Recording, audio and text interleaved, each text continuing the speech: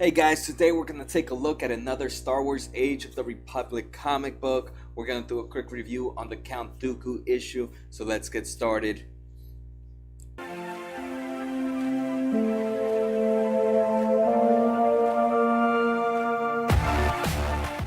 Like always, I'm going to give you guys the location, main characters, and some of the important things about this comic book so you guys can follow along with me while we read the book. So first, we're going to talk about location. We're looking here in Solust. Solust is a planet in the Outer Rim. It is a planet that has many lava forms.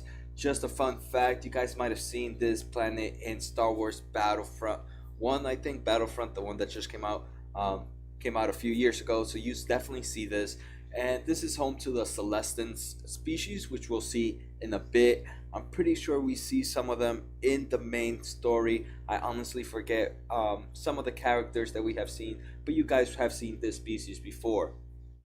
Next, the timeline on this comic takes place after the Phantom Menace, after Darth Maul has been killed. We know this because Count Dooku is already the apprentice of Darth Sidious. He is Darth Tyranus already.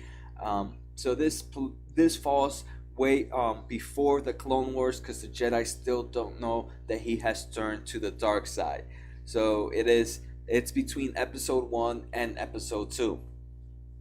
Here, another fun fact. Here we can see Count Dooku's main ship, a solar sailor, which he uses for his travel. And usually in this ship, it's usually him and just one robot that does the driving. So obviously Fancy Dooku is here in his fancy ship.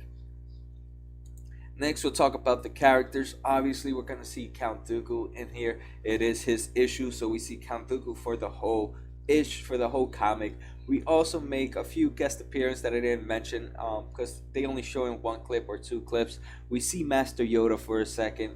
We hear talks about Qui-Gon Jinn. As you all remember, Qui-Gon was Count Dooku's apprentice. We also see the Emperor Darth. At the moment, he's not the Emperor, but we see Darth Sidious as well. And I think those are the only small ones that I did not mention.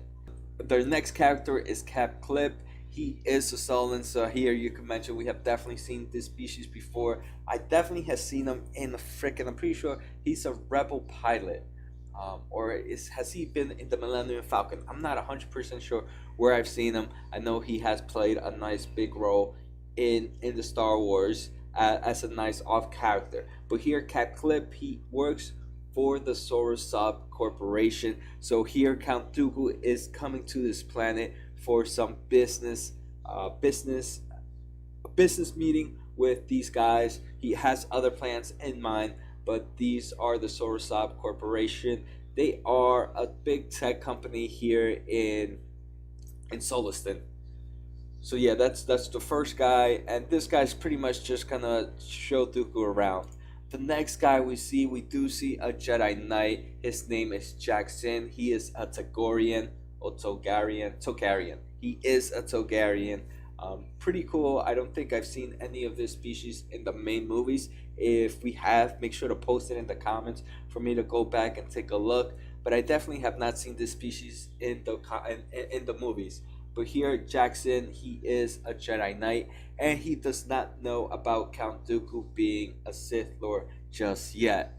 But that might change in this issue. And just pretty cool, right, that we see a Jedi outside of the main characters here. So some of the entities we're going to see is, first, we're going to hear about, like mentioned, the Sorosab Corporation, which is just the business that I talked about earlier. And the second is the Caldana Syndicate, which is a syndicate that's doing arms deals. And I was reading in Wikipedia that this is a syndicate of only humans. I'm not sure how true that is. They don't go in detail about that here in this comic, but we can see here that this is only a group of humans. So this is the next syndicate, and I think that's it for any important things we see in this issue. So now let's go on and take a look at the issue itself. So we start off with Count Dooku traveling to Sullust, and he's here and for both business manner with this corporation that we talked about but he is also here because his master wishes for him to forge an alliance on his behalf. We're going to see later on that he's trying to form an alliance with the syndicate that we mentioned doing the weapon stealing. So here we see Count Dooku looking fly like ever. This guy, no style for his age. Look at him. He is a rich guy. So he's definitely flexing for you guys. Here we can see we meet Cap Clip, the guy we mentioned, the Solus, that is going to be his representative. And he's going to try to make Count Dooku's trip more enjoyable. So originally he takes Count Dooku to a tour of the city before they have dinner at later that day. They go through this tour.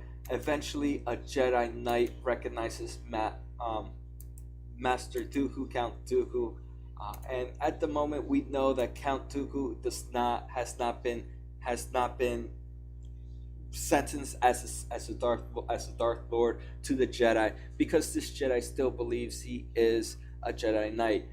It's pretty cool that he already has left the Order, and a lot of the Jedis are talking. And one of the biggest theories that they said would be that Count Dooku is actually out there creating a whole new Force user school outside of the Jedi Academy.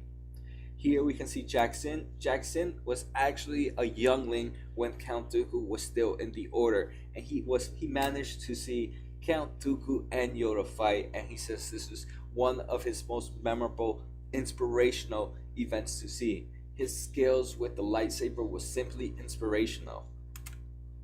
We continue that he also knew Master Qui-Gon, and as we all know, Master Qui-Gon was the apprentice of Count Dooku. That is pretty crazy, right? I almost forgot about that while reading this issue, that Qui-Gon was his apprentice, and it's just pretty crazy, right, to see these two opposites, one that left the Jedi Temple because of his belief, and one that believed Qui-Gon, who believed that the Jedi were running through a whole different direction from their original purpose. So it's pretty crazy how both the master and the apprentice kind of shared the same ideals, but they just dealt with it differently. So here Count Dooku invites the Jedi Knight Jackson.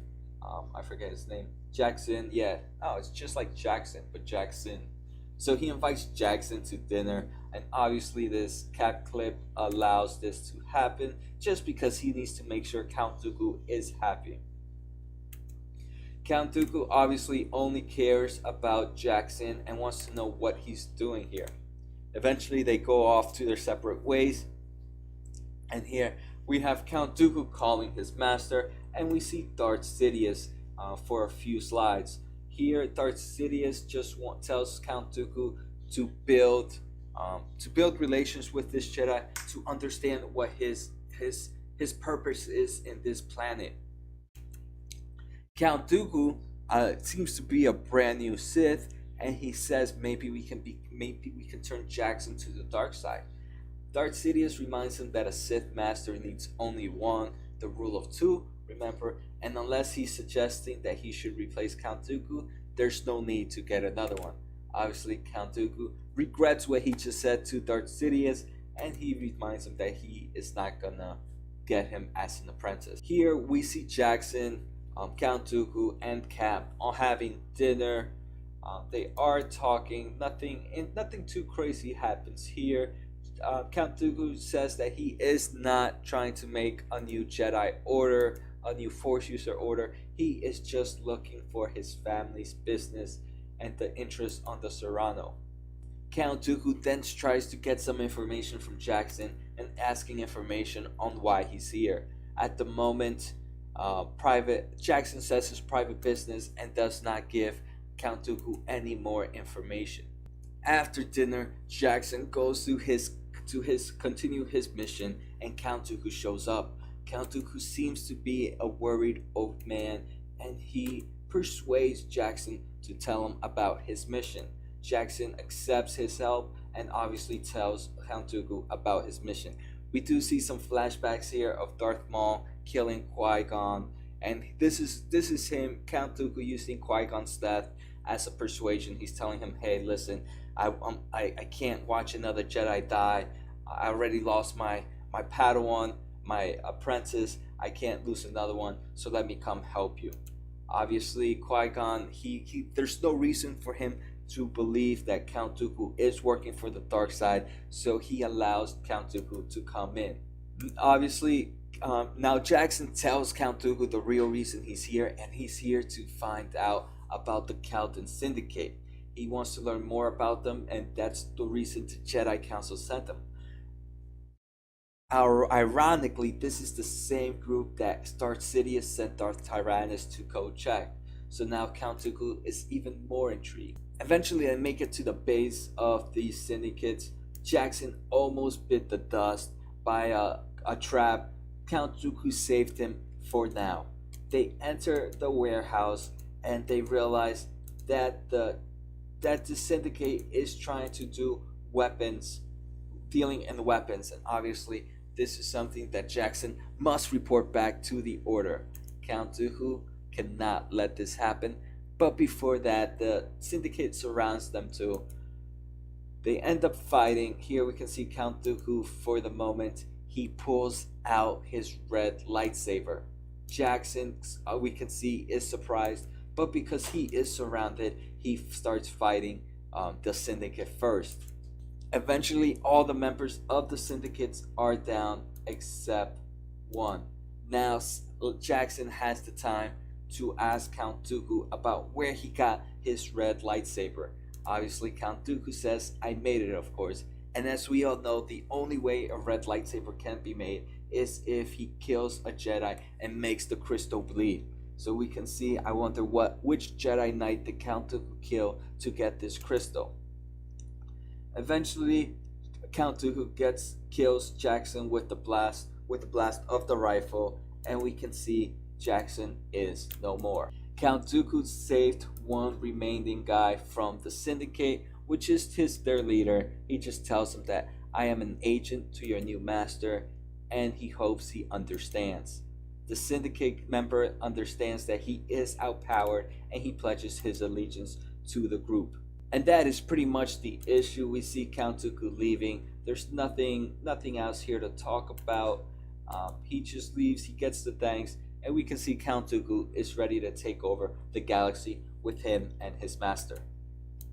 So I hope you guys enjoyed this issue. The last issue we took a look at was Darth Maul, so make sure to go check those episodes out. We also did Obi-Wan, and I'm pretty sure we did one more. So I have Qui-Gon Jinn to do next, and we still have to do Anakin and Padme and the special. So make sure to subscribe, guys, to get updates on these new episodes. Take care and have a good night.